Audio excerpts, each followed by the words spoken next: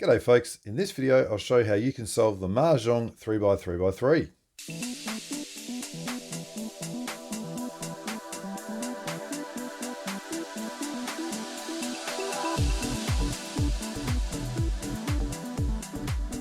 Alrighty, now I'm going to spend a few minutes just at the beginning of this video discussing what these cubes are, and also with reference to the 4x4 and the 5x5. So skip ahead to the actual solving if you're not interested, but this is what the Mahjong is about. The Mahjong cubes are based on the Mahjong tiles and the game. I know very little about that, but I've done a slight bit of research, and this is the 5x5 here, which is sort of comparable, and we'll see that it is also a little bit different as well.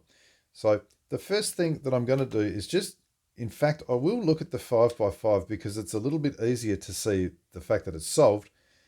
I'm going to hold it in a very specific orientation, and that is with these red pieces on the left, the green on the front, and the white, they are called white, but they're actually blue rectangles on the right in that orientation. And that's going to lead me to these up, back, down faces. Now, what I want to do is the exact same thing on this puzzle, if I can. So let's find the green, which in fact I think it was the red on the left. Yes, it was the red on the left, the green at the front, and the white on the right. Okay, if that's the case, here's my up face, here's my back, here's my down. Now, because it's the 3x3 cube, we can very clearly see what the centers of each face are. So let's look at the up face first. On that face, we see 5 circles. And if we look at some of the other pieces, we've got a 4 circle, 3 circle. Okay, so this face is actually called the circles. And each of these things is related to the Mahjong tiles. And that tile or set of tiles is the circles tiles. Now, when we get to that one there, that is the number 1 circle. As you can see, everything else is relatively clear on that circles set of tiles. That's the up face. The first thing to just comment on is that you'll notice on the 5x5, if I'm holding it in the same orientation, I don't have a full set of circles.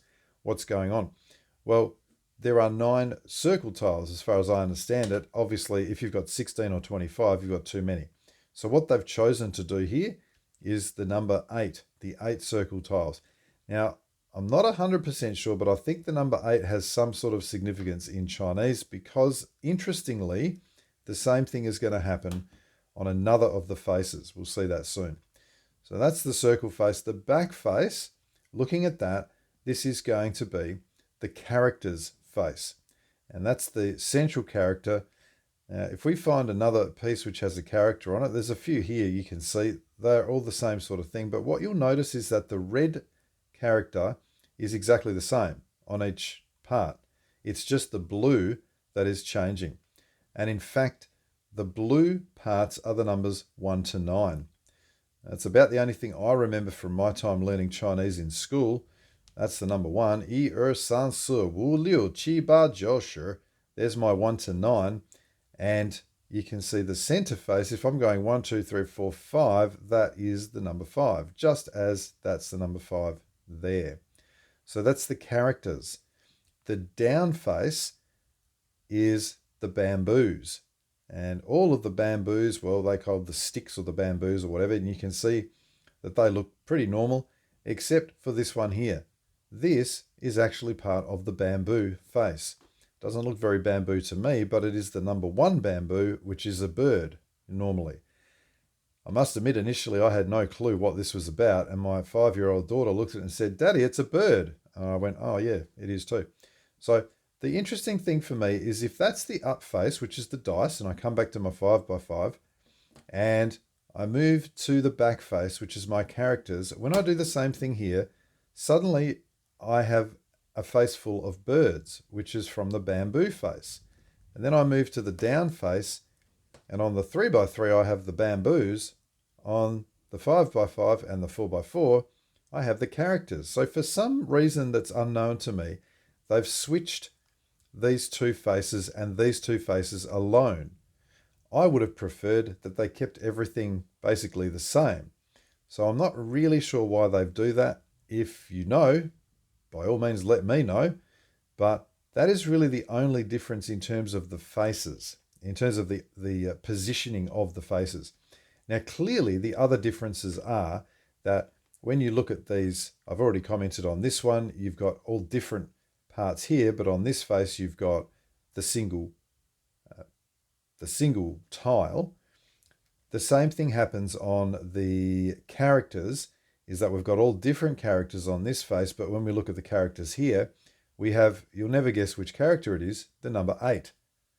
I did say, I think there's something going on with the number 8 because that's the number 8 as well. So there we go. If I come back now to the left, front, and right, they are comparable, as I said at the beginning. So let's just look at this one. This left face is a face full of, well, I guess they're commonly known as the red, green, and white dragons. So red dragon, green dragon, and white dragon. Why is that white? Well, it's traditionally just a blank tile, but it's often styled as a blue rectangle to distinguish it from a replacement tile. So this is, yes, it's actually the white. The word dragon is not something that was originally in the Chinese Mahjong vocabulary. It was used by some English-speaking fellow, so it's not an original thing. Originally, these were called the 3 fundamental tiles. I'm not entirely sure why or what. I do know that the other 3 faces, the bamboo, the circles, and the characters, are to do with money. These things are to do with fundamental something or other. So there you go. That's the sort of thing we're going to get when we solve a 4x4 or a 5x5. Let's put that aside for now because we're now going to look at this 3x3 puzzle. It's Mahjong cube. Now, obviously, this is essentially a super cube, a 3x3 super cube. In other words, the face, the centers, the edges, the corners, they have orientation. I can't simply solve it as a 3x3. I'll give you a super quick example of that. If I was to try and find a circle piece that went in this edge with the green, let's see if I can just find that particular one. There it is. And let's say that I put it up there just like that.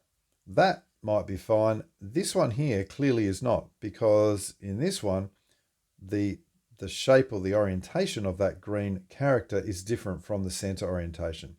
So that's what I'm talking about being a supercube. So the way I want to solve this is to do it essentially using a 1 algorithm method. I much prefer this for these sort of things.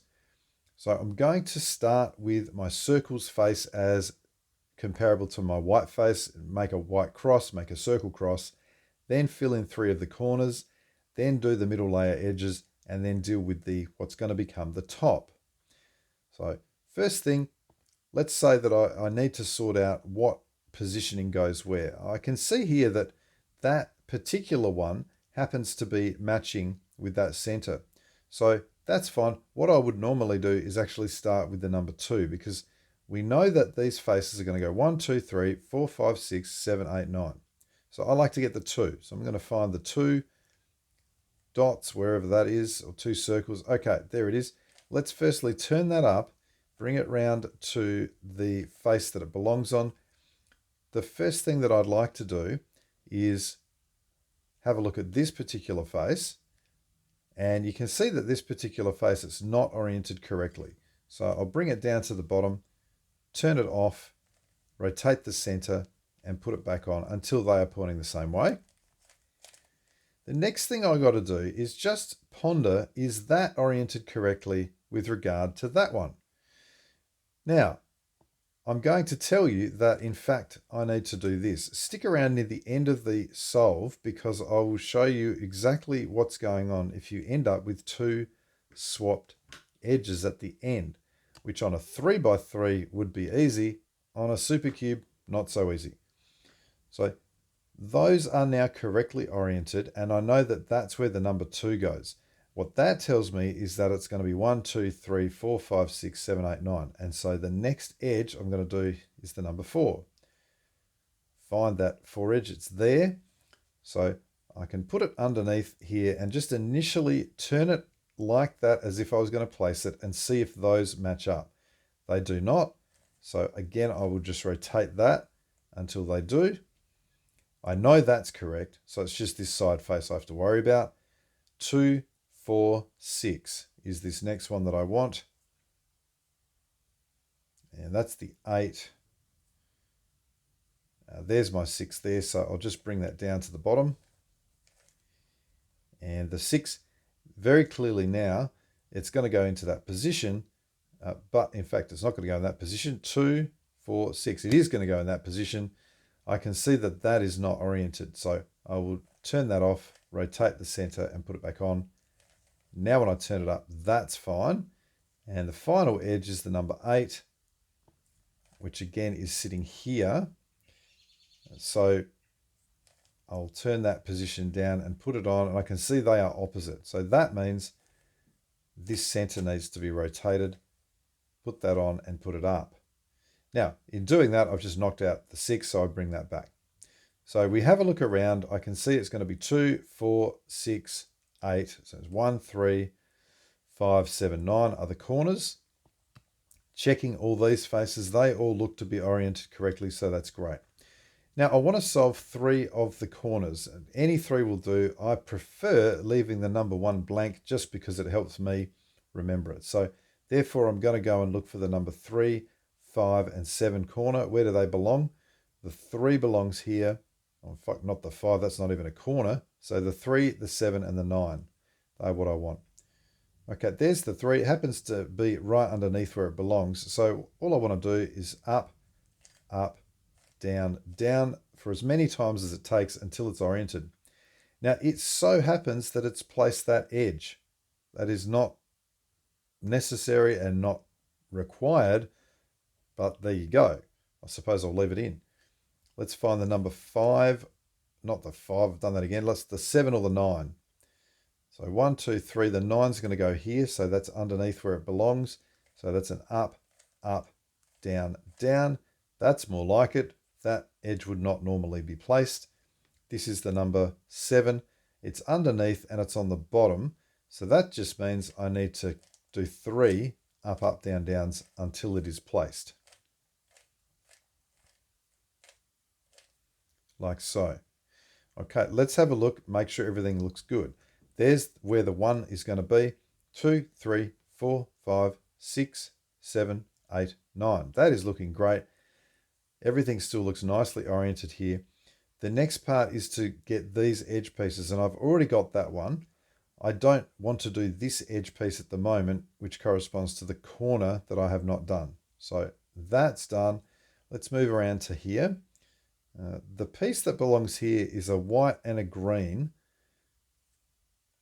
See if it's on the bottom. It is. So the way I want to do this is to place the edge on the bottom face underneath where it belongs. In other words, I've got a choice of placing it here or here. And you can see that the white does not match the center there, but if I turn it to this position, the white does match the center. That's where I want it. Now I'm simply going to place it with an up, up, down, down. But if I do that, it'll knock out this corner.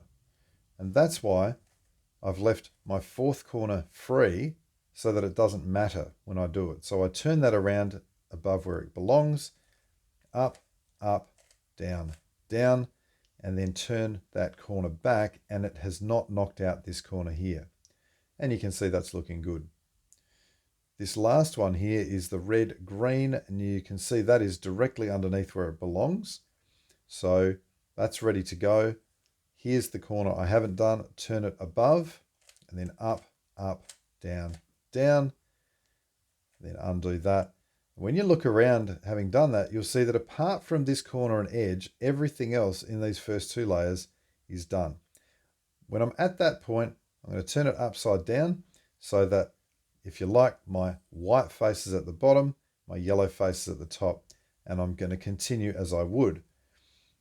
The thing that I would do next is to say, all right, well, I'm going to use this edge to place these other edges here. And I want to place the 2 edges at the back. Now, when we consider the edges that go where, it's not entirely clear which order the numbers go here. So what I'm going to do is be guided by the other faces. So this face has a white piece and a bamboo. So let's find the white and the bamboo. It's over there. So initially, I'll just turn it around and see if that looks correct. It certainly looks correct on the white face. It does not look correct on the bamboo face. They should all be pointing in the same direction. So what I'm going to do here is say, well, therefore, this center needs to be rotated to be pointing that way, like that. So I'm going to get the center correct and now just 3-cycle this piece back into that position.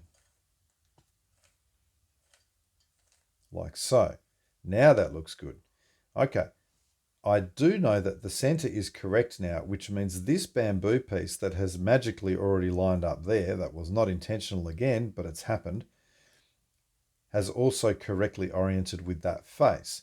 Now, normally that would not be there. It would be here, here, or here. So you would just go ahead and place it into that position. We then find ourselves with 3 edges left. And we just need to have a look at where and how these 3 edges are placing. So I can see that this is the bamboo character edge, which belongs in that position, bamboo character. This is the bamboo red edge, which belongs in that position. So I've got this piece going to here, this piece going to here, and this one is the red character, which goes down to here. Now, all you want to do is sort of think, well, if I turn this piece to its position, that turns up correctly. If I turn this piece across to its position, that also turns correctly. It's oriented correctly. This piece has got to go down to here. If I turn that to its position, that is oriented incorrectly. So that tells me that I need to turn this piece across here, as in that's the 3rd piece of my 1, 2, 3 to place these last 3 edges. So I want to be going up, so piece 1 onto piece 2, and then I turn piece 3 on, which will get the orientation correct, then undo, undo. And when you do that, what you will find is that this, and this edge are all placed and oriented correctly. The other nice thing about this is it doesn't then require me to think about, well, is this supposed to be 2 or 4 or what direction are the numbers going here? It doesn't matter because I've already sorted that out with these edges. So all of the edges are done. I now want to place the 5 remaining corners. And the way that I'm going to do that is just with up, up, down, downs. I'd like to firstly get the corner that belongs in this back position. And this back position is bamboo, green, and white. So let's find the bamboo, green, and white. Here it is down here. That's the corner. I'm going to turn its position around to be above that. Then I'm going to do up, up, down, downs until the bamboo is on the top.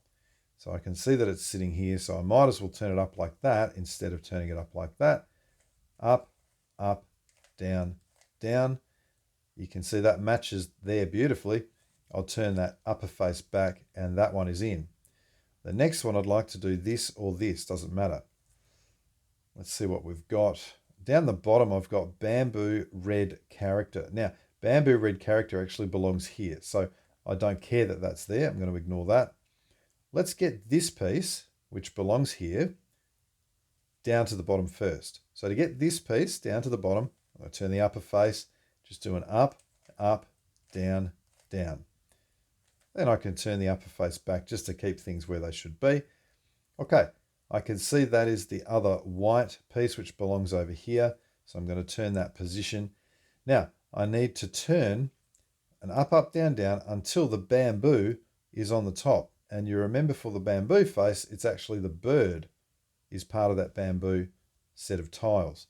So this time I'll do an up, up, down, down like this. And then when I turn that back into its position, you can see that that orients really nicely. So that one's done, that one's done. What's this one?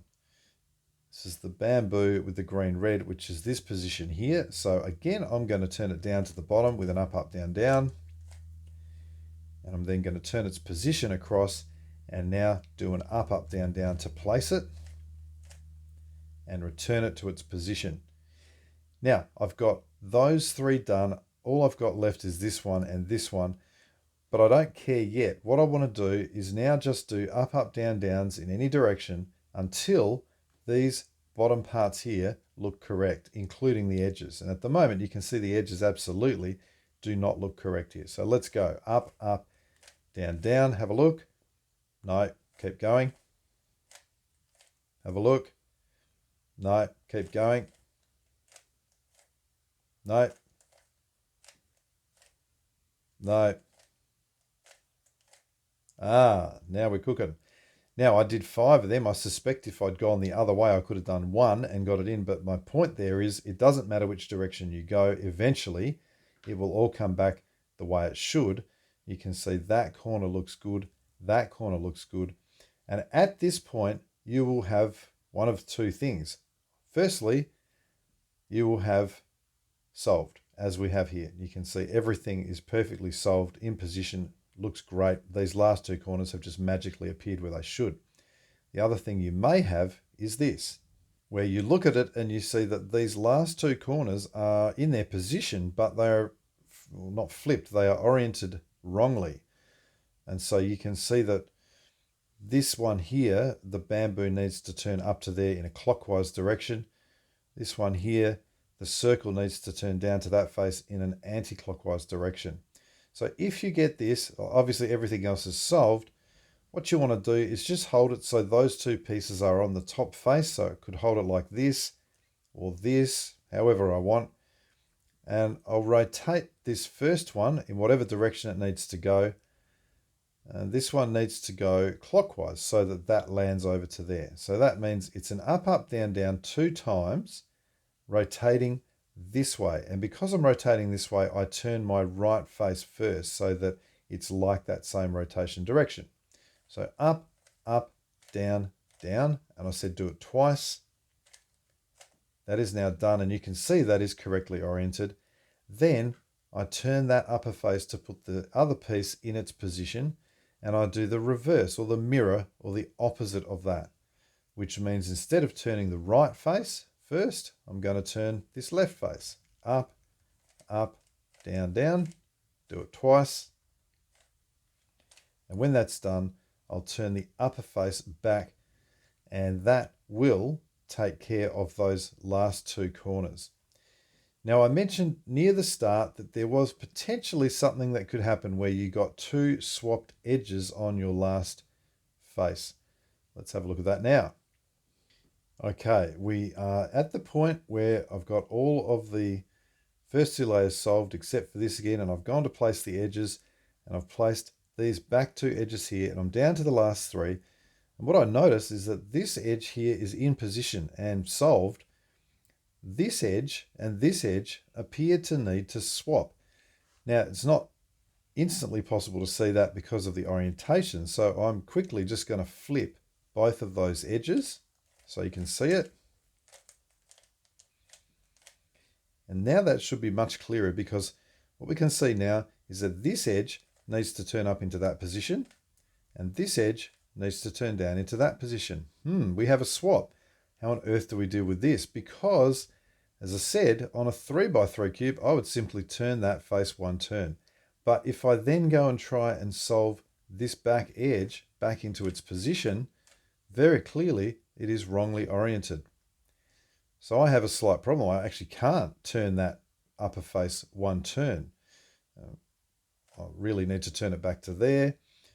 Let's undo all that so that we are back to this position. So I do have a swap of edges. Is there any other face that I could turn that would allow me to deal with this? It certainly can't be that one, because again, when I go and resolve this, it's going to be 90 degrees twisted.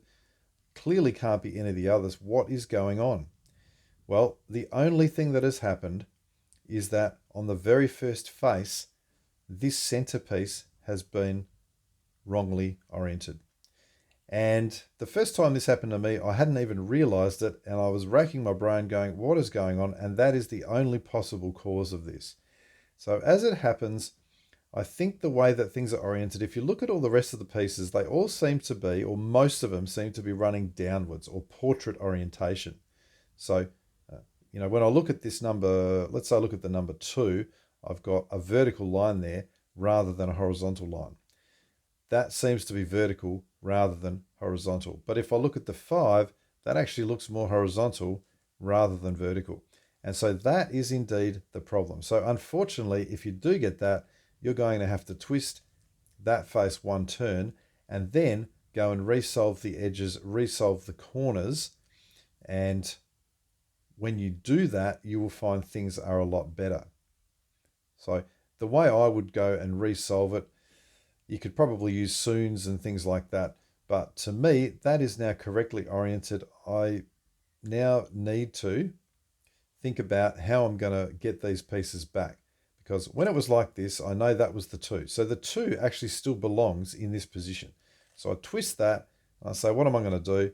Well, I'll just bring that 2 down to the bottom and go place it into that position. But you can see that center is now wrong. So the center's got to be twisted, put the piece back. That brings down the 6, which belongs here. Again, the center's twisted, but this time we can't actually see it, so it doesn't matter. That brings down the 8. That we can see that it's twisted, so we'll do that, put that one back in. And the last one is this 4, and this one is okay, so we can put that back in like so. So now what we've got, and you can kind of see it, they are all running in the same direction. They're the edges, and I would then go and solve the remainder. It just so happens these are all on the bottom, which is a little bit of a pain. So it just means each of them needs 3 up, up, down, downs to solve. And we then find ourselves sort of back at that same point. We're going to use this unsolved corner to place these other 3 middle layer edges. So when I turn these back, that all looks good. I'm now relatively quickly back to this point where I'm solving edges. I'm going to solve this one again, so I'll just flip that one over. I can see that's not correctly oriented, so that just means that is the correct orientation, and now I can place it like so. That's this next piece, which I can flip over. And now what do I find? I find this time, you remember that that was the piece that was solved. Now, there's no guarantee that this will happen, but this time I don't actually have a swap of these 2 edges. I have both of the edges in their place flipped. So once again, here, I'm either going to get a 3 cycle of the edges, or if I have a flip, I can just flip both of those in place in the normal fashion that I would do. And suddenly we will not have a set of swapped edges. And then from here, we've fixed that problem. We can now go ahead and solve the corners as we did before.